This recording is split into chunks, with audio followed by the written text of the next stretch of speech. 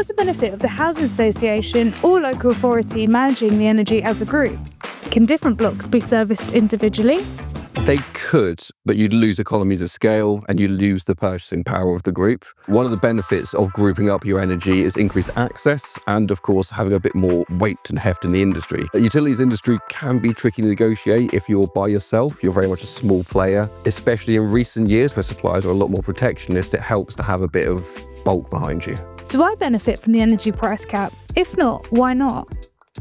It's likely you don't. The reason for it is a good one though. The energy price cap is designed as a sort of stopgap. It's meant to save people who are on out of contract and deem rates from being charged excessively by suppliers, effectively by capping the maximum a supplier is allowed to charge for out of contract rates. If you're with a housing association or local authority, they should be doing a targeted tender or procurement process. The idea of this should be to get a more competitive price. By doing a tender process, they're negating the sort of need to have that full gap or that stopgap. Why does conflict in Ukraine or the Middle East affect our energy prices?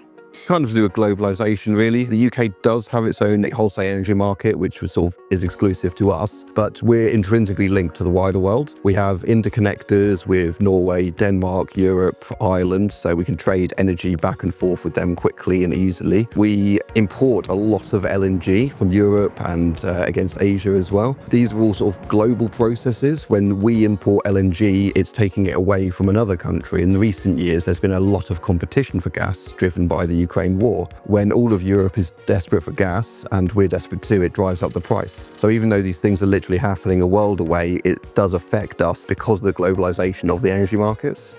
Is energy going to be expensive forever now? In the next couple of years, there's a lot more weighing on the market in the side of prices going up compared to prices going down. We've got the Ukrainian war that's still ongoing, creating a shortage of gas. We've got the ongoing conflict in the Middle East, which keeps oil prices high. There's tariffs. All of these cause uncertainty. Uncertainty in any market causes risk premiums. Over the longer term, however, there is good news. We have renewable generation coming in. That's becoming more advanced every day. There's storage options coming in, which are being invested in by the government. There's a lot of investment going into our grid at the moment, which over time should hopefully lower standing charge and enable even more renewables in the grid. A big problem we've got at the moment is a lot of our pricing is based on gas prices, which are at a global high. Moving away from that is going to have a massive benefit for the country, but it's going to take a few years to hit. For more info, visit our website. We look forward to hearing from you and building a successful partnership.